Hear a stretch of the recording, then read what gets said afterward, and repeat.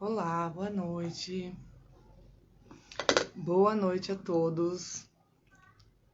Vou esperar o pessoal entrar para a gente dar início a mais uma live. Sejam todos bem-vindos a mais uma live. Estamos iniciando aí mais uma live da série, né? Do mês da conscientização do autismo.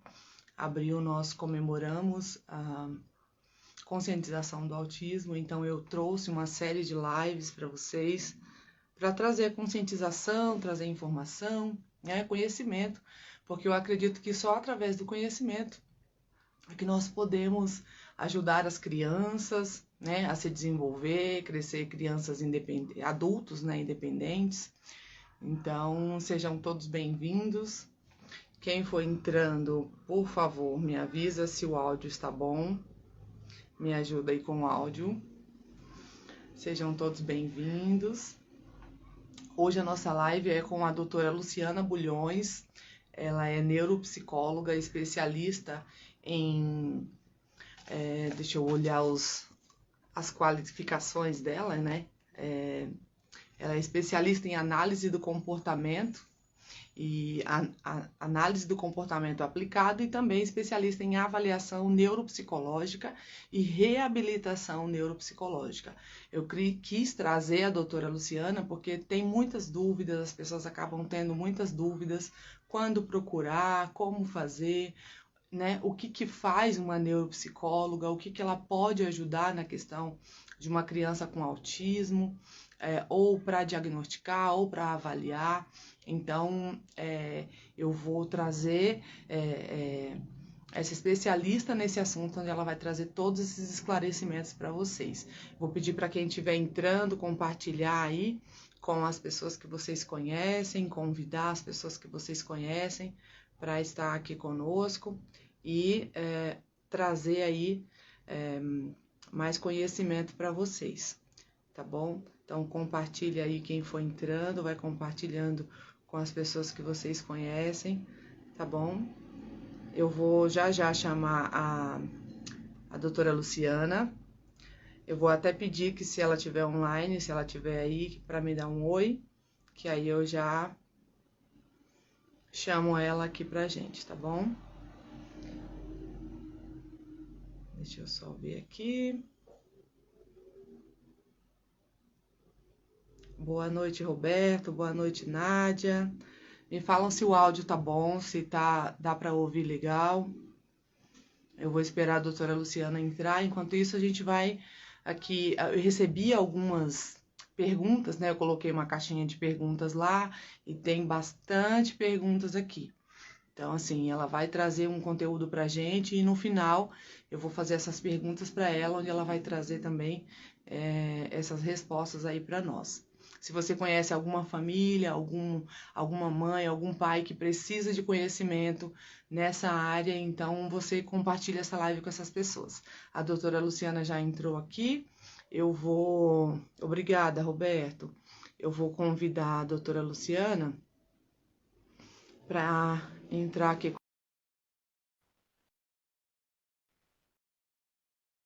O áudio tá bom. Chamei ela aqui, vou só esperar ela entrar.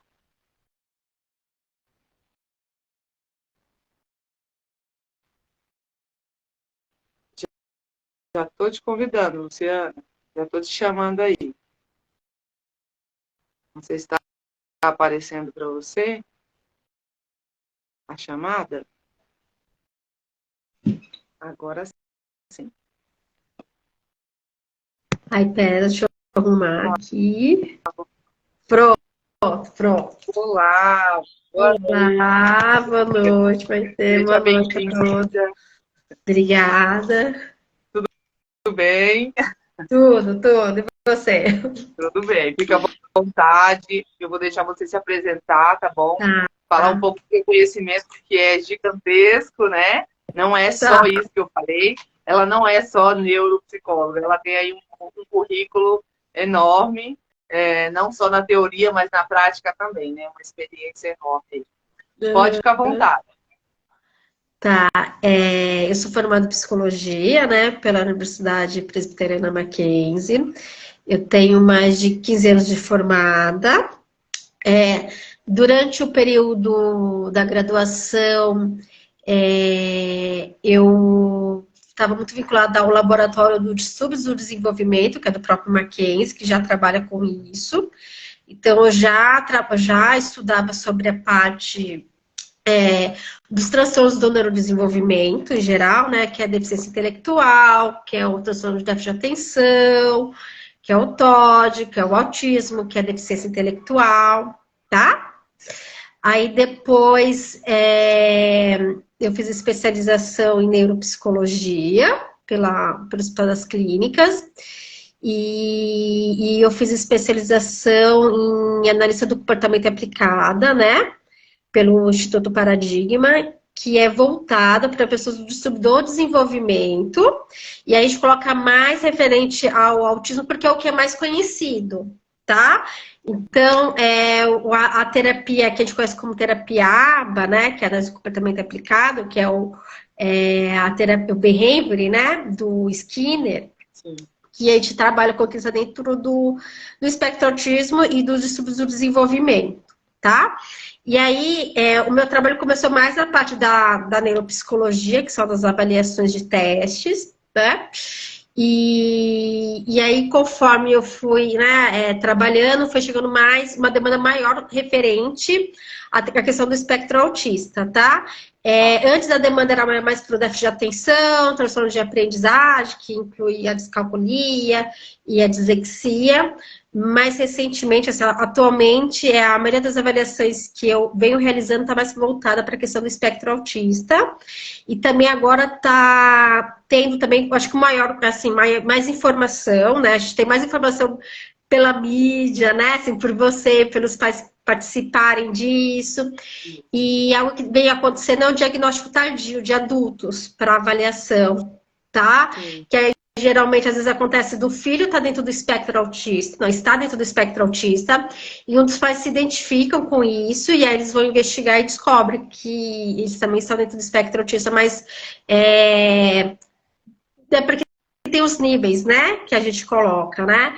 Então, antigamente era a gente usa isso, o leve, o moderado e o grave, mas hoje a gente usa a nomenclatura diferente, tá? Então, antes era o transtorno global do desenvolvimento, aí o autismo, né, transtorno do autismo, aí a síndrome de Rett, aí tinha o Aspen, aí recentemente, agora no DSM-5, houve mudanças, e também no CID-11, tá? Então, hoje a gente muda, só a maneira que coloca, então hoje está tudo... o Aspen, o autismo leve, o moderado, tá tudo dentro do espectro autista que coloca. E qual é a diferença? É mais, digamos assim, se a criança se ela tem uma deficiência intelectual ou não, ou se ela tem um transtorno de linguagem ou não, tá? E aí o transtorno de linguagem, a criança pode ser verbal ou não verbal, ou pode ter a linguagem funcional prejudicada, tá? Mas a criança não precisa ter todas essas características para preencher, tá? Quer que eu fale mais? Pode ir falando, pode ficar à vontade. Tá. Então, pra gente, só para os pais que não... Tá. porque a gente acaba fazendo uma linguagem Isso. que os pais não conhecem. Então, verbal é que fala, não verbal é que não fala. É o que não fala, mas o verbal é aquele que fala. óbvio, mas o óbvio precisa ser falado. Isso. Né? Isso. Mas o verbal é aquele que fala e faz aproximação. Aí é o verbal, tá? O na, o ba. Então, necessariamente, a criança não precisa falar mamãe para a gente falar que ela é verbal, tá? Sim. Quando ela faz a aproximação, a gente já coloca como verbal, tá? O não verbal é aquela criança que ela faz a gente chama de rugidos, que é que aí a gente não consegue identificar o som. Sim. Tá bom? Mas aí geralmente a gente espera faz a avaliação, Você vai fazer a fonoaudióloga para tentar fazer os estímulos, para depois falar que a criança não é verbal. Entendi. Tá bom? E às vezes tem criança que demora mais para iniciar a verbalizar, tá? Então tem casos de pacientes que começaram a falar com 6 anos e de repente começou a falar, antes não falava, Sim. tá? Mas tem essa diferença. Tá bom. Tá? Continuar. Isso. E para a gente fechar, né, o diagnóstico, tem a questão das características, tá? Que nem a criança não precisa preencher todas essas características que eu vou falar, ela pode preencher uma ou duas, que aí está relacionado, a gente chama hoje de nível 1, nível 2, nível 3, que é relacionado também ao suporte, tá? O nível 1 vai ter suporte 1, o nível 2, suporte 2, que é mais suporte, mais intervenção, mais horas. E o 3 é a mesma coisa. Tem mais prejuízos que a gente coloca e mais suporte, que são mais horas, tá? E aí hoje a gente usa mais a questão mais de prejuízos e habilidades. Então, as habilidades que a criança tem, né? Que a pessoa tem dentro do espectro e os prejuízos que ela tem, tá? E aí, de acordo com o DSM, que é o livro que a gente faz, que é a literatura científica que a gente tem, que é o DSM-5, e o CID, né? Que é aquele que o médico geralmente coloca, né? O que é colocado? Que a pessoa, primeiro, tem a parte comportamental, né? Que é, tipo, o comportamento social, que é o comportamento verbal e o não verbal, tá? Aí ela tem que ter essa dificuldade, e aí é tanto que a gente chama de comportamento social, que é o verbal, que é o expressivo, que é a fala, e o não expressivo, que é o receptivo, que é isso que eu tô fazendo, isso que a gente faz, que é o manter contato, é esse, tá? Que a gente não precisa vocalizar para a gente se fazer entender, que é o não verbal, tá? Então, são dificuldades no comportamento verbal e não verbal, dificuldade na interação social, tá? Comportamentos estereotipados, e aí essas estereotipias são variadas, tem o flyer, que é isso aqui que a criança faz, tem o andar na ponta dos pés, ou movimento repetitivo com o dedo, então assim, os movimentos repetitivos que a gente conhece geralmente como tiques. Tá. Tá? O popular tique, né? Popular tique, isso. Aí dentro da estereotipia tem que chama do vocal, que é zicolarias, que é tipo a criança fica fica, por exemplo, Peppa Pig, Peppa Pig, Peppa Pig, que chama de estereotipia vocal. E essas que a gente chama de estereotipia motora, tá? E aí tem os comportamentos que a gente chama de restritos, que é aquele que é bem conhecido, que é, por exemplo, a criança pegar os lápis e colocar em fileira. Por exemplo, o carrinho, colocar em fileira. Isso, tá?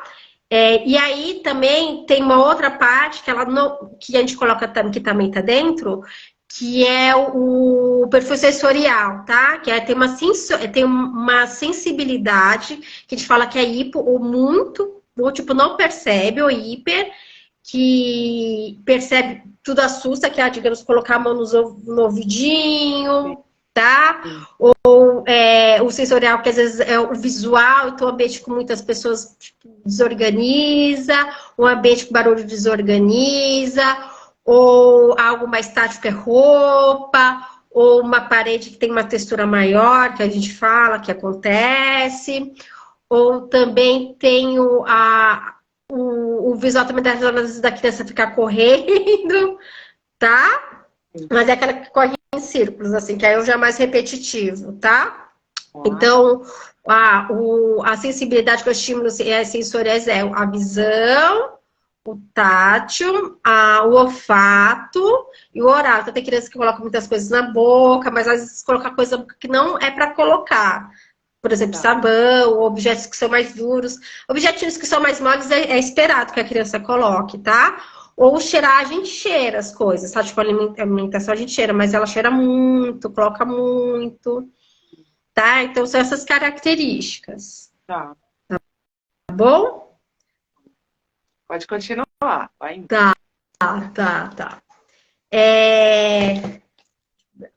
Olá, boa noite, Luísa, Eliane, Marcos.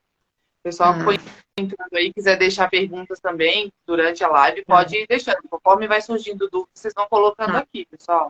Pode colocar. Então, eu vou explicar um pouquinho como que funciona o diagnóstico, que eu acho importante, tá? Sim. Então, assim,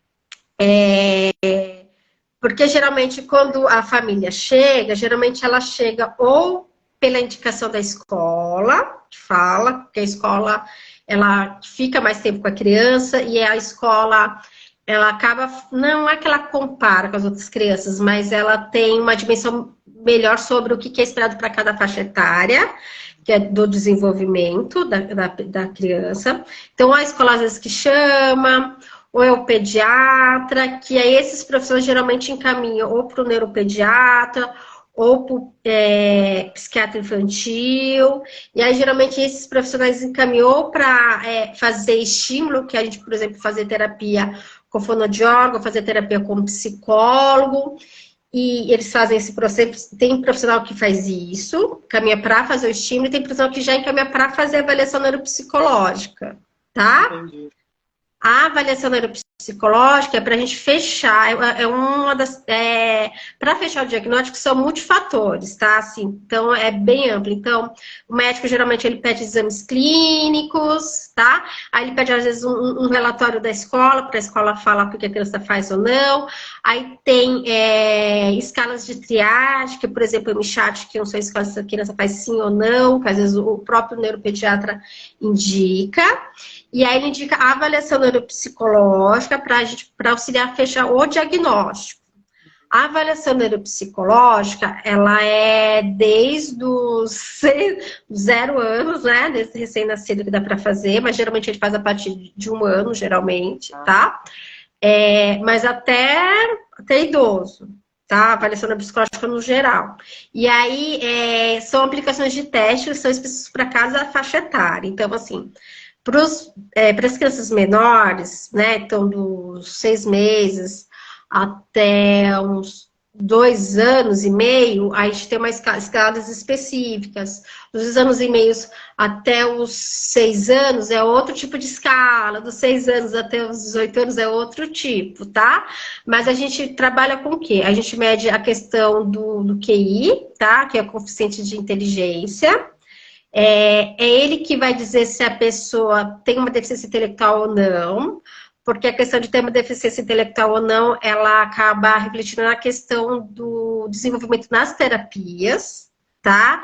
Então, a pessoa que tem uma deficiência intelectual, ela vai desenvolver a terapia, mas o desenvolvimento dela vai ser menor, vai ser mais lento, comparado aos outros, tá? Então, por isso que a gente avalia o QI. Tá? E aí consegue avaliar o QI de acordo com os testes para todas as faixas etárias, tá? Então, avalia o QI. E aí, o QI, nesses testes para criança pequenininha, geralmente é um teste não verbal que a criança mais executa, tá?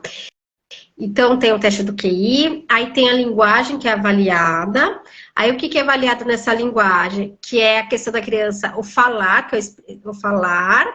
E o comportamento, que é o tal expressivo, né? Que é o comportamento expressivo não verbal, quer dizer, e o receptivo, que é o entender, tá? Sim. E aí é feito uma série de tarefas que a criança tem que fazer, tá? Que é isso.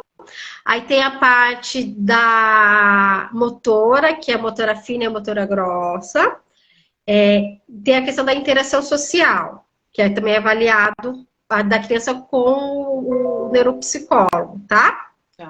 E aí tem as escalas específicas que são, a gente avalia a questão a gente chama de AVDs, ou os autocuidados, a autonomia que a criança tem.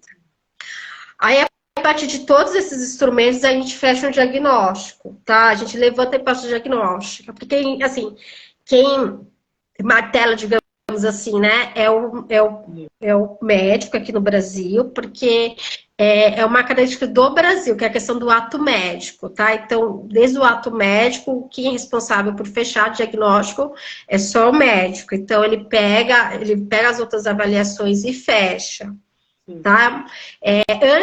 Bem antes não era necessário, mas nem todos os lugares são assim. No Brasil tem essa característica, tá? É regra, de acordo com o ato médico, tá bom? Isso.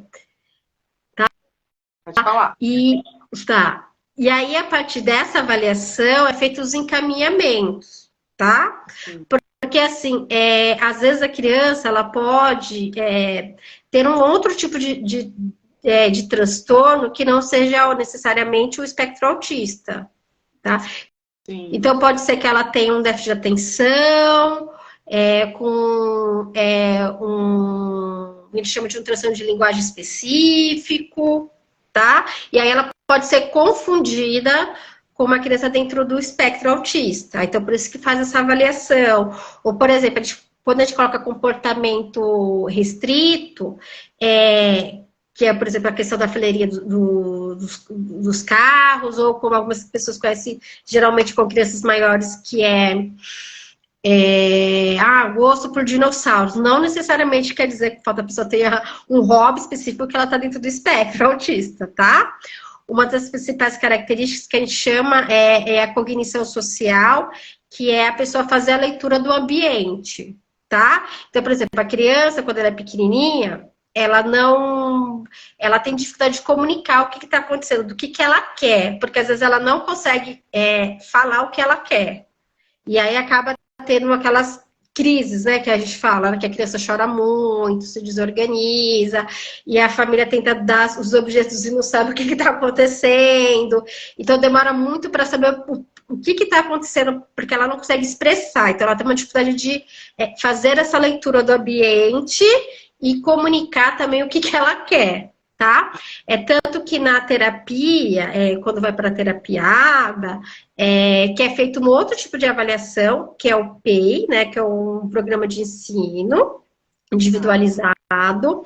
Aí é trabalhado algumas características como que a gente chama de mando, que é a criança falar o que ela deseja, o que ela quer. E aí ela pode falar o que ela quer, tanto verbalmente, quer falar, eu quero brincar, eu quero comer, isso eu também não quero, né? Tanto o que ela quer e o que ela não quer. Como também ela pode apontar o que ela quer, tá? Sim. Porque uma outra característica... Você me fala se eu estiver falando muito rápido, tá? Não, tá dando pra entender. Outra característica... Oi? Tô falando, se estiver rápido, o pessoal fala aí, porque pra mim tá tudo... Tá, fala aí. Tem uma... eu vou esperar você concluir seu raciocínio para eu fazer uma pergunta aqui da Elaine. Tá. Então, uma outra... deixa eu botar então. Então, a criança... Ih, agora eu me perdi, tá? A gente caminha para terapia ABA, então uma das características é ela falar o que ela quer. Sim. Tá? Por exemplo, mas tem vários outros programas que são realizados de acordo com as dificuldades da criança, tá? Entendi. Tá, a Elaine perguntou, gostaria de saber como ajudar uma criança que tem grau leve, tem dificuldade de escovar os dentes e gosta de futebol. Eu sou técnica de saúde bucal. Como ajudar essa criança? Tá. Ela faz terapia, a criança? A criança faz terapia? Deixa eu ver aqui. Dificuldade de escovar os dentes. Eu acredito que não. Tá. Porque na terapia já aprende também tudo isso, né? Isso, porque assim, quem vai ajudar, que a gente chama de AVDs, que é autonomia, geralmente é a psicóloga ou a TO, que é terapeuta ocupacional, tá? Geralmente a gente dá modelos, né? Então você pode fazer assim, que geralmente eu vou falar bem por cima para não falar algo inapropriado. Então, assim, a gente tem as dicas que a gente fala, que é a dica com mais ajuda e com menos ajuda, tá? A dica com mais ajuda é você pega a mãozinha da criança, faz ela segurar, pega a outra mãozinha, aperta a pasta de dente, pega a mãozinha e faz a criança escovar. Essa é a dica com a ajuda mais intensiva, que é a ajuda física, tá? Entendi. A outra ajuda...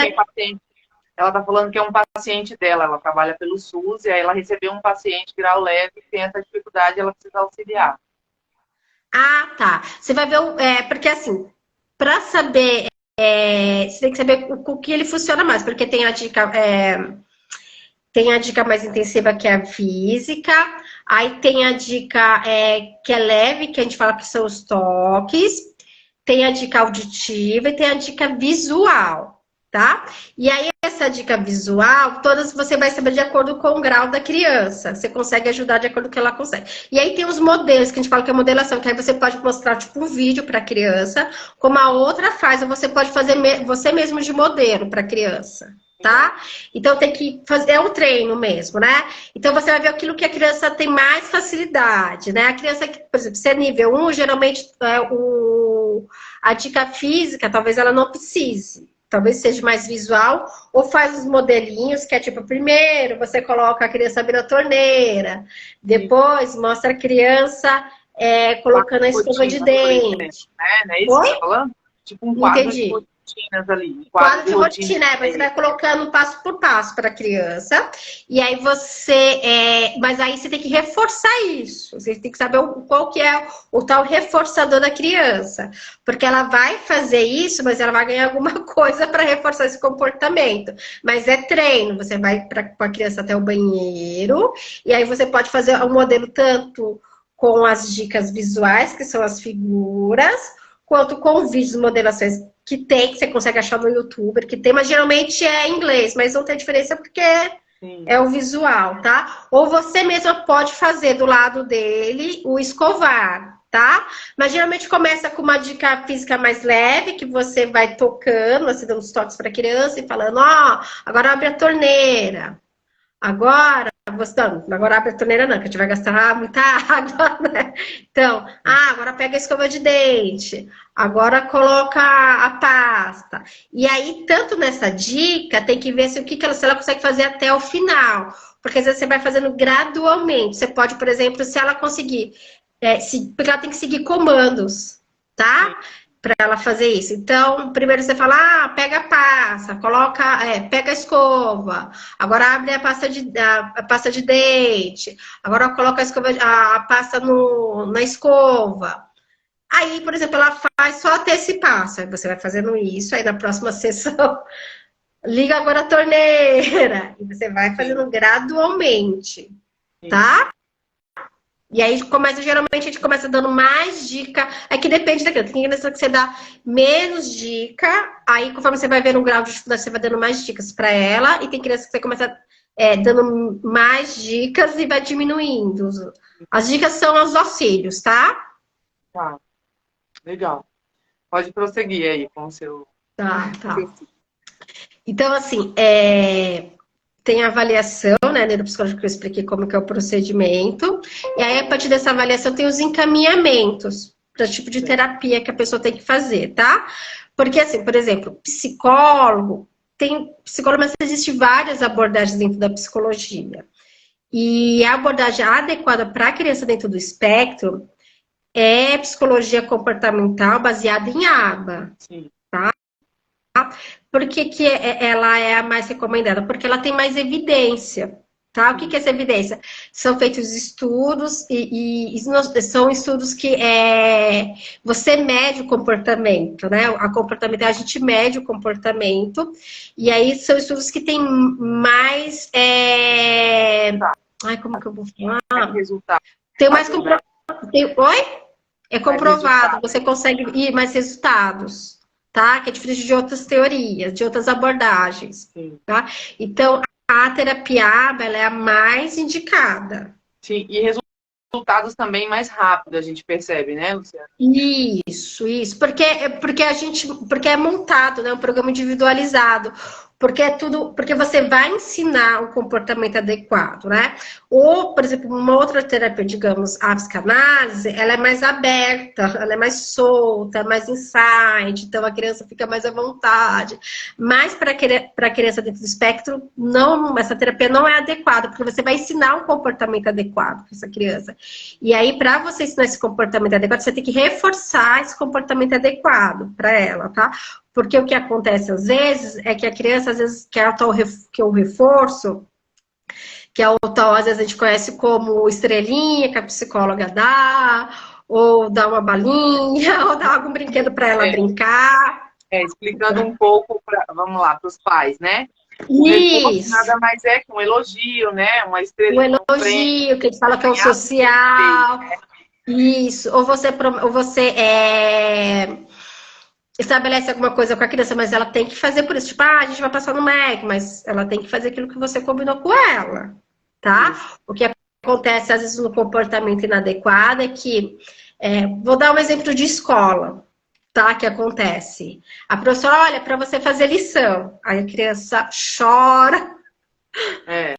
Anda pela sala, aí a gente fala que é comportamento de fuga ou às vezes esquiva, porque através desse comportamento inadequado, ela acaba não fazendo a lição. Então, acaba ela tendo, ou ela foge da atividade, ou ela não faz, tipo, se esquiva, não precisa fazer, ou ela acaba tendo a atenção da professora, mas tudo que ela faz é um reforço, ela acaba recebendo um reforço, a gente fala negativo, que acaba reforçando esse comportamento inadequado quando a gente dá atenção, quando a criança tem um comportamento inadequado, digamos que é o chorar para não fazer, tá? Sim. E aí a terapia é para você ensinar a criança a ter um comportamento adequado para ela ser elogiada. Então, reforçamento positivo, que ela vai ter atenção, mas de uma coisa que é adequada socialmente, né? Então, assim, se eu quero algo, eu vou pedir isso, daí você, gente, eu não vou chorar, porque é uma maneira de eu conseguir, mas de uma maneira inadequada. Tá? E aí a terapia é para ensinar a criança a fazer esse pedido de uma maneira adequada. E aí, por isso que ela tem essas repetições. Tá? Porque conforme a criança vai repetindo, ela vai tendo o reforçamento, a gente vai exigindo mais da criança e vai indo. Tá? E ela não fica dependente de reforço. Ela aprende melhor, ela aprende mais fácil, né? Essa repetição... traz para a criança esse resultado rápido por isso, né? Porque ela já, esse reforço, essa repetição, acaba fazendo com que ela entenda e fixando aquele comportamento, né? É isso? Isso, é isso mesmo, tá? E porque a gente também, a gente só faz aquilo, tem que ter um reforço, né, daquilo que a gente faz, mas isso é todo mundo, né? Tem uma motivação para fazer. Sim. O nosso cérebro, ele pede, né, esse reforço. O nosso ele pede elogio o tempo todo, né? Reconhecimento. Isso. Verdade. Isso. Que a gente chama do tal, as pessoas falam que é o tal biscoitinho, né, que é o reforçamento. Que aí é da comportamental, né? O reforçamento positivo, mas não gera dependência da criança, tá? E se ele for apresentado de uma maneira adequada. Tá bom. Tá bom? Aí quando a criança, então, aí ela faz a avaliação neuropsicológica, aí os pais encaminham essa avaliação para o neuropediatra ou psiquiatra infantil, tá? Que pode ser assim, geralmente é mais o neuropediatra, mas pode também ser o psiquiatra infantil se ele já trabalha com transtorno do neurodesenvolvimento, tá bom? E aí o próprio médico ele vai avaliar se essa criança ela precisa tomar medicação ou não. Nem todas as crianças que estão dentro do espectro precisam de medicação, tá? Tem crianças que dentro do espectro que são mais, a gente chama que tem uma hiperatividade, é mais agitado, que é uma agitação motora. Tem criança que tem distúrbios do sono, tá? Sim. Tem crianças que têm comportamento autolesivo, que são aquelas crianças que se mordem, batem a cabeça. Tem criança que é mais... que a gente fala que... Porque dentro do espectro autista, ele também tem as características pode também ter as características que a gente fala que está comórbida junto, que é de um déficit de atenção, que é de uma ansiedade. Não criança pequenininha, tá? Criança de 6 anos, não criança pequenininha, mas assim, um déficit de atenção sim, tá? Mas uma ansiedade são para os maiores, tá? Mas um transtorno de ansiedade... Aí entra transtorno de linguagem, tá? Ainda vai entrando outros tipos de transtornos específicos dentro do próprio espectro autista, tá? Que aí entra, digamos, o que eu falei da tal deficiência intelectual. Não significa que ele é só autista, ele pode ser autista e TDAH ao mesmo tempo. Isso, tá? Porque aí, por exemplo, se ele tá dentro do espectro, ele tem um déficit de atenção significativo, que é de acordo com as avaliações, ele pode tomar uma medicação para atenção, que vai ajudar muito ele no dia a dia. Sim, Tá? Certo. Então, aí o médico avalia, aí ele faz o fechamento do diagnóstico, né? Que ele dá o laudo. E aí ele encaminha para as terapias. Então, na minha avaliação, eu coloco, porque a criança precisa, se ela está dentro do espelho, eu coloco ela tem que fazer terapia abre, eu passo sugestão de horários, porque assim, quem vai sugerir a demanda mesmo de horas é o profissional que vai atender a pessoa, tá? Dentro do espectro. Porque é ele que é o profissional, é ele que é o especialista, então cabe a ele fazer essa avaliação, a avaliação do programa de ensino que ele vai aplicar com essa criança. Tá? Então, ele pega ali a avaliação que você fez, o médico. Quando o médico pega a avaliação que você encaminhou, ele que vai determinar quantas horas de terapia, quais as terapias, é isso? Não, é assim, tem médico que coloca sugestão, tem médico que coloca, a maioria dos médicos colocam sugestão, mas quem é o melhor profissional para falar as horas que a criança precisa fazer, que é a quantidade, é o próprio terapeuta, tá? Que é o especialista. Então, a TO, ela é a melhor pessoa para falar quantas horas a criança tem que fazer de terapia. Não, por exemplo, eu que sou psicóloga. Tá? Eu sou a melhor pessoa para falar quantas horas a criança tem que fazer de terapia. A fonoaudióloga também. Tá? Então, cada especialista, ele que sabe as horas que a criança precisa de acordo com a área dele. Certo. Tá? Que por conta do ato médico tem essa característica na questão de quando é feito os encaminhamentos. Entendi. Tá? Aí quando a criança chega para a terapia aba, aí o profissional ele faz um outro tipo de avaliação, que é uma avaliação para montar o programa de ensino, não é uma avaliação para fechar diagnóstico. Tá. Aí nessa avaliação, ele vai colocar, e tem vários instrumentos que se faz o PEI, né? Então, tem o VP-Mark, tem o Portage, tem o Wables, tem diversos instrumentos que dá para fazer a avaliação e montar o programa de ensino. Então, assim, por exemplo... Um pouco o que é o PEI. Explica um pouco sobre o PEI, o que é o PEI. O PEI, ele é a intervenção. Né? O PEI é aquilo que vai ser trabalhado. Oi? É o plano de ensino individualizado? Isso, é o programa de ensino individualizado. Tá? É ele que é o próprio profissional, ou é o supervisor, ou um dos terapeutas que monta ele. E aí ele vai colocar aquilo que precisa ser trabalhado com a criança, tá? Então, assim, por exemplo, se for aplicar o VP-MAP, que eu uso bastante, a gente vai colocar os marcos do desenvolvimento e as barreiras, tá? As barreiras são aquilo que dificulta a criança a desenvolver. As barreiras, por exemplo, tem criança que tem barreira que é muito hiperativa, não segue instruções, tá? Tem comportamento agressivo, então você vai colocando aquilo que dificulta a criança a desenvolver. E aí o programa de ensino são coisas que você vai trabalhar. Aí eu vou falar geralmente o que se trabalha, tá? Porque cada criança é diferente da outra. Sim. Então tem criança que vai ter um PEI diferente da outra. Ninguém vai ter, cada um vai ter um programa de ensino individualizado. Então geralmente a gente trabalha com o contato visual, que é um programa que é tipo, olha para mim, para a criança fixar o olhar. Por que é importante trabalhar com contato visual? Porque é através do contato visual que eu faço a imitação e que eu aprendo. Eu tenho que olhar para o que está acontecendo para eu imitar. E a imitação é aprendizagem. Então, primeiro, geralmente, tá? Trabalha o contato visual, mas isso a gente trabalha tudo junto, tá? É só para ficar organizado.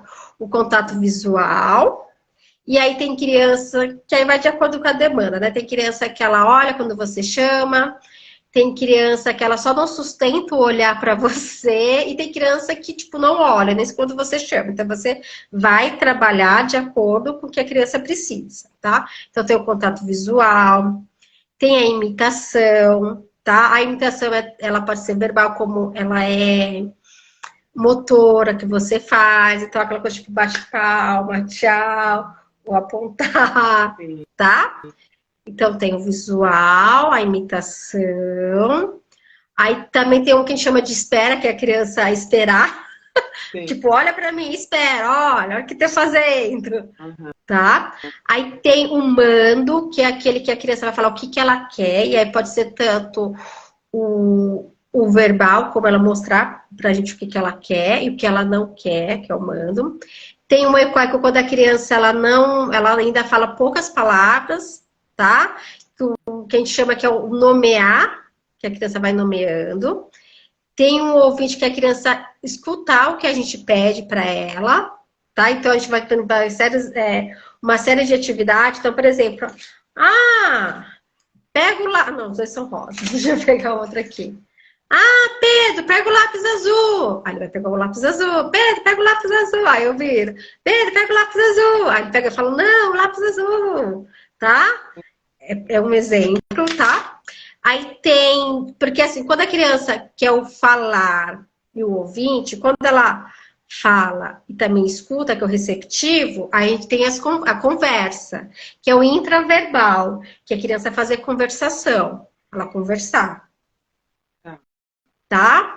E aí também trabalha a leitura, trabalha escrita, leitura para a criança aprender. Aí vai relacionando, tipo, a palavra casa com a figurinha casa. Aí tem a interação social que você também é trabalhado, que a criança, por exemplo, vai na escola e fala o que a criança orienta a escola, o que ela tem que trabalhar. Mas aí vai trabalhar de acordo com a demanda da criança, tá? Aí tem o segmento de instrução, que é aquilo que acontece muito, assim, que acontece quando as coisas dentro do espectro, que é a criança não segue o comando, não faz o que você quer, só faz na hora que ela quer, tá? Que aí é uma característica que a gente fala que é cada coisa no seu lugar. Hora ela faz, hora ela não faz. E aí ela faz as terapias para ela generalizar. Se generalizar é assim, aquilo que ela faz com a mãe, ela tem que fazer com o terapeuta, tem que fazer com a escola e com as outras pessoas. Então, quanto mais profissionais ela passar, vai ser melhor para ela generalizar. Legal. Tá? É importante falar isso, porque... Desculpa, não, pode falar. É importante porque às vezes tem pais que eles pegam o diagnóstico, eu costumo dizer isso aqui, né, para as mães.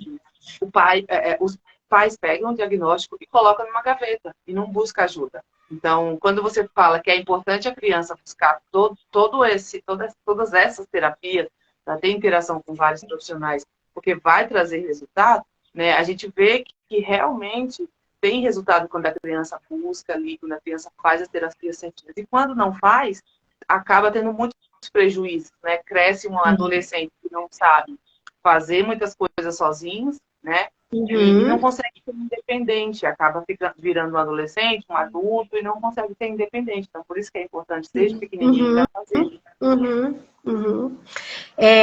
Eu trabalho com adulto dentro do espectro e geralmente quando o adulto ele não tem, assim, né? Quando a pessoa ela tá dentro do espectro e ela não tem as terapias adequadas, é muito ruim isso para ela, né? Porque ela acaba não se tornando um adulto funcional. O que é um adulto funcional? É se virar no dia a dia, né? Trabalhar, é seguir com a vida.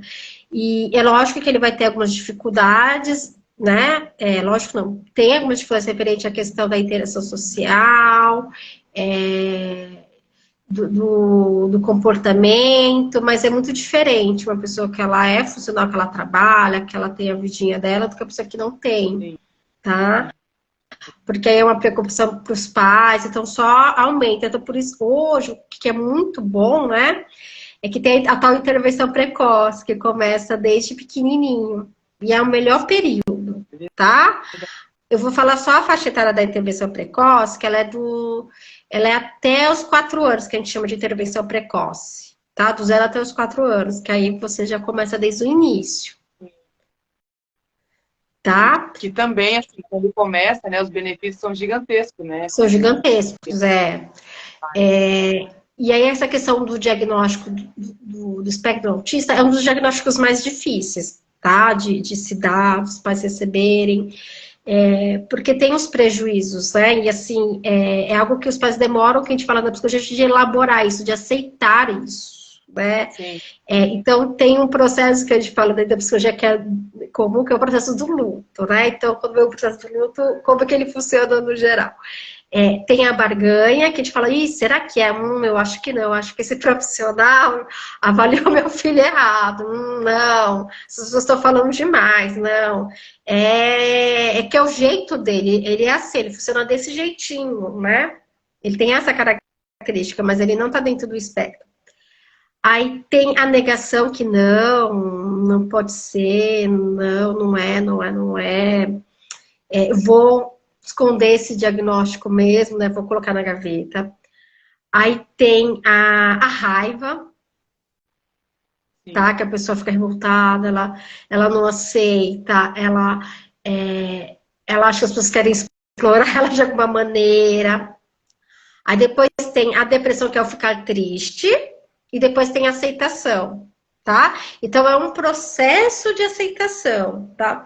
Geralmente quando vem, por exemplo, um paciente para mim que é indicado por alguma colega, ou uma fonoaudióloga que vai fazer terapia com a criança, ou uma psicóloga, ou uma psicopedagoga. Ou por mim, que eu te mando um monte você, mas quando tem um profissional que eu já converso, né? Então já tem aquela questão de, eu vou falando, nossa, você tá conversando com a família? Olha, vai ter um diagnóstico, a pessoa eu vou falando. Você vai falando, que a pessoa tem que se apropriar. Então, quando tem um outro profissional que já trabalha com a criança, eu acho que é mais, não é que é mais fácil aceitar, mas o profissional já fica falando já. Sim. Tá? Que é o terapeuta, ele já fica falando, eu acho que mas eu não posso, eu não tenho os instrumentos para avaliar, vai no neuropsicólogo, né? Então, quando tem esse profissional que ajuda, que tá com a família, eu acho que facilita mais o processo, porque ele já vai falando. É diferente quando a família passa a primeira vez no neuro, no médico, porque geralmente o médico olha para a criança e já fala, e isso é um baque muito grande, tá? Da família, assim, porque ela não sabe o que é. E a gente não é obrigada a saber o que é, tá? Porque é uma coisa muito específica, né? Na graduação de psicologia a gente estuda, mas é muito superficial na graduação, tá? O tratamento é tudo muito superficial. Então, é uma área muito específica mesmo, né? Porque, assim, os transtornos que a gente conhece geralmente é ansiedade, depressão, né? Então, quando você fala que vai passar com psicólogo, as pessoas falam, uma criança vai passar com psicólogo, mas ela vai falar o quê da rotina dela? Eu falo, não, é trabalhado outras coisas com a criança. Mas é difícil mesmo a questão da aceitação, tá? Tipo assim, é um processo mesmo, que é um processo de luto que a gente coloca. O tempo tá bem curtinho, eu vou só pedir para você, já pegando esse gancho de receber o diagnóstico dos pais, você também atende os pais, né? Além de você fazer a avaliação, a intervenção, você também atende os pais das crianças. Isso, né? Que é a orientação parental, tá? Sim. Que aí ela vai de acordo com o próprio PEI mesmo, porque quando a gente monta ele, eu sempre vou perguntar qual que é aquilo que é mais difícil para os pais no dia a dia, tá? Então assim, para mim mais difícil é eu passear de carro. Então eu vou trabalhar isso, porque os pais precisam ter uma vida mais funcional. Não tem como eu trabalhar uma outra demanda que não seja a demanda dos pais, porque a demanda dos pais é um prejuízo no dia a dia deles. Sim. Tá? Sim. E como que a gente pode ajudar os pais nesse primeiro momento ali, né? Por exemplo, receber o diagnóstico, né? Como que os pais eles podem fazer, quais tipos de ajuda que eles podem buscar para eles, né? Porque se eles não estiverem bem, eles não conseguem buscar ajuda para os filhos. Não, O que a gente pode fazer para ajudar esses pais? Quais os caminhos ali que eles podem, né, trilhar para... Isso. Porque como é uma área muito específica, às vezes eu entendo que os pais fiquem com medo de pegar um charlatão, porque tem no mundo, né? Tem todo tipo de profissional. Mas o melhor é você pesquisar, sabe? Assim, porque tem canais que são canais assim, muito bons, tá? O Luna, o Tiago, que são os profissionais que já trabalham com isso, que são cursos de formação. Tem os aplicadores de água, que são os pais, que é para eles terem uma noção do que é, tá? Sim. E aí colher mais informação, você pode colher informação ou conversando com o neuropediatra, conversando com a psicóloga ou com a fonoaudióloga, que ele vai te explicar o que está acontecendo com o seu filho, e aí você vai conseguir fazer as perguntas para ele. É que o difícil é quando a família não tem essa rede de apoio, tá? Porque a questão da internet, né, do Google, Dr. Google, como a gente chama, ele tem todas as informações falsas e informações verdadeiras. E aí a gente não sabe, porque a gente só vai saber o que é falso ou verdadeiro se você tem o conhecimento. Se você não tem o conhecimento específico, você não sabe. Então, assim, procure um médico, procure um psicólogo, mas procure um especializado. Eu sei que é muito difícil a gente procurar na internet, mas se tiver alguém que tem indicação de algum pai, é bacana, sabe? Assim, você conhece esse profissional? Eu conheço, ele é assim, então você procura isso, porque é formiguinha, mas ajuda bastante. Ajuda mesmo. Tá? Bom, porque o pai consegue falar. Desculpa, Luciana. Pode falar. Nosso tempo acabou. Para eu conseguir salvar a live aqui, eu vou deixar esse finalzinho só para te agradecer, tá? Por aceitar, né, o convite, por estar aqui, pelo seu tempo, tá bom? Muito obrigada. Tá bom. Obrigada pela prestação aí de serviço, tá? Eu quero deixar você à vontade para fazer as considerações finais aí e a gente encerrar a nossa live para deixar salvo para quem não conseguiu assistir. Tá. Dentro da caderneta dentro da caderneta que é do Ministério da Saúde, ele tem os marcos do desenvolvimento, tá? E aí ele coloca o que é esperado ou não para a faixa etária. É que às vezes tem médico que aplica, tem médico que não aplica, a maioria não aplica. Então ele é um bom instrumento, é um bom parâmetro para você ver o que é esperado ou não, tá? E aí quando for, procura um médico. Se esse médico falar que tá tudo bem, não aceite a primeira